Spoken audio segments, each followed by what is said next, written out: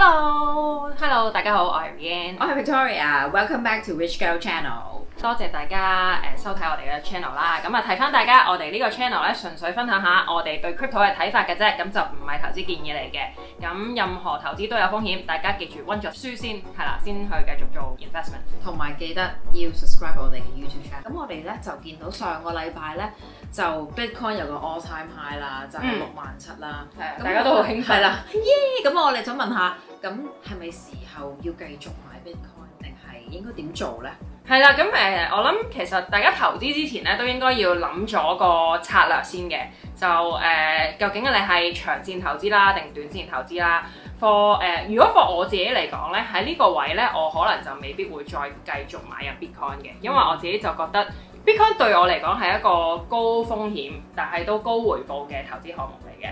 咁我會覺得我會睇翻個 risk reward ratio 啦，即係嗰個風險同埋嗰個 reward 成唔成正比啦。咁我哋其實好多人都預測啦，今年Bitcoin 年尾應該會去到6位數字嘅，即係去到10萬蚊美金。咁即係要買？係啦，其實你計落去，都仲有40% 水位喎，30零% 水位啦。咁係嘅，如果你係諗住短線投資30零% 水位，其實都唔錯嘅。咁但係大家要記住，Bitcoin 都係一個高風險嘅投資項目嚟嘅，一日咧10至20% 嘅回調咧，經常發生，係啦，咁有啲日子咧就甚至30-40% 咧嘅一日裡面咧跌30-40% 咧都係會發生嘅。咁所以大家都要記住，投資真係涉及風險啦。咁你叫我用一個會有30-40% 跌幅嘅資產去換30-40% 回報咧，我呢刻就唔會買住咯，因為我已經有一定比特幣嘅倉位啦。咁我會繼續持有呢啲嘢嘅，我唔會賣住嘅，我會等佢升到下一個高位先考慮 take profit 嘅。如果大家係喂唔係喎，我今個 cycle 終於發現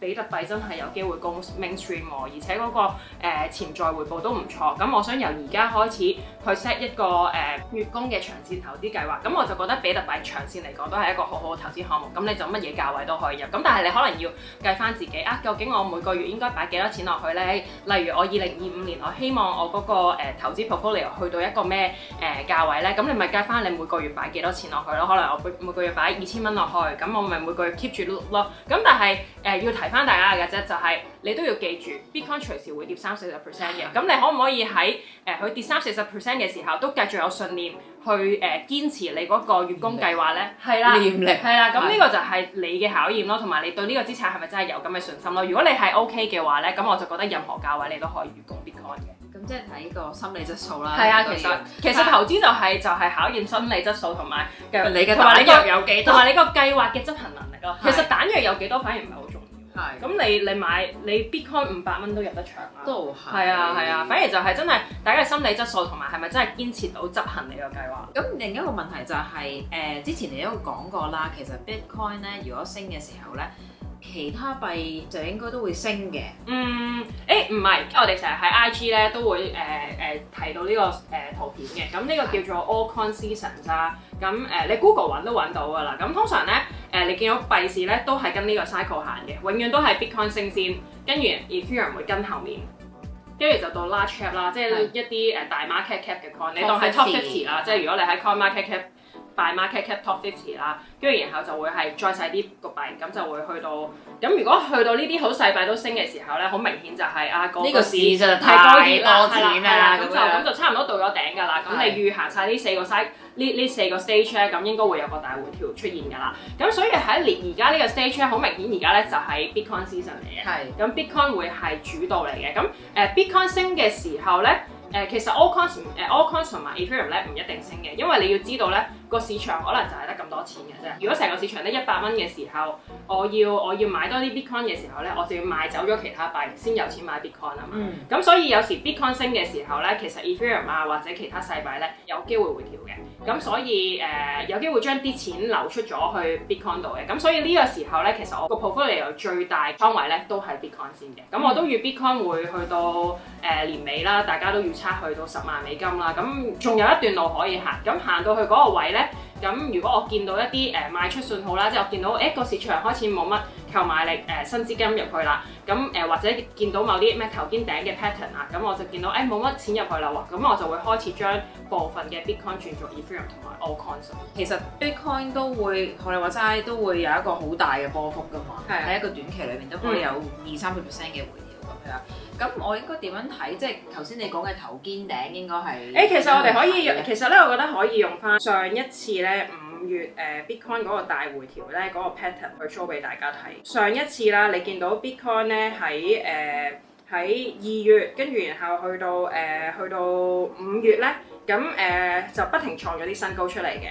咁你去到5月中咧，嗰個高位咧就明顯比前一高位咧低咗嘅。咁呢個就係一個好明顯嘅頭肩頂信號啦。明顯就見到咧嗰個高位唔夠前一個高啦。咁即係市場已經冇新資金入嚟啦嘛。咁呢個就係一個好強烈嘅信號，話俾我聽。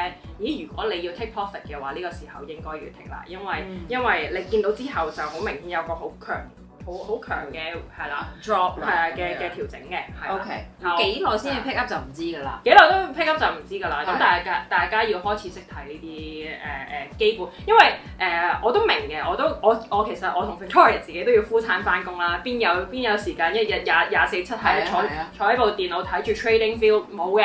咁但係呢啲 pattern 係就算你用exchange 嘅 app 啊，或者 even CoinMarketCap 咧呢啲咁簡單嘅報價嘅 app 咧，其實你都可以睇到呢啲咁基本嘅 pattern 嘅。咁就大家可以唔需要嘥好多時間睇住個市，學識睇呢個 pattern， 咁你都可以去 take profit 咯。今一次佢未出現嗰個頭肩頂嘅 pattern 嘅，咁大家都 predict 佢個新高位去到9至8至10萬呢個 range 嘅，咁大家睇下係。咁點即係而家67000都係一個。係啊，仲係可以上，仲有30% 嘅高咯。咁都要提翻大家咧，Bitcoin 有一個4年嘅 cycle 啦。之前喺我哋啲片都有講過㗎啦，因為 Bitcoin 就係每4年會 halving 一次㗎嘛，佢嗰個掘礦難度會提升1倍㗎嘛。咁然後過往嘅 history 都會話翻俾大家聽咧，其實 halving 之後嗰一年咧會係一個大牛市嚟嘅。咁上一次 halving 係2020發生啦，咁所以2021年係一個大牛市啦。再上一次嘅話就係2016年有 halving啦，所以2017年又係一個大牛市啦。咁但係我預咧今次個牛市咧應該玩埋呢轉就差不多尾聲㗎啦。咁未來嗰幾年我預可能係，我都希望唔會係 crypto 寒冬嚟嘅，因為2018年啦，到2020年 crypto 寒冬嚟啊嘛，嗰個市場係死寂㗎嘛，冇乜人講呢樣嘢，又冇新資金入場啦。咁但係我覺得今次呢一個升幅咧，同埋今次 Bitcoin 喺新聞嘅熱度咧，都話俾我聽，佢開始進入咗主流市場啦。咁我希望佢未來嗰3年未必會係寒冬，咁但係可能會進入一個慢啲嘅 growth phase 咯。明白，係啦，因為而家都有唔同國家都用緊。亦都有啲 shop 都係啦，咁個 mass adoption 嗰個 awareness 真係比以前大好多。係啦，OK，係咯。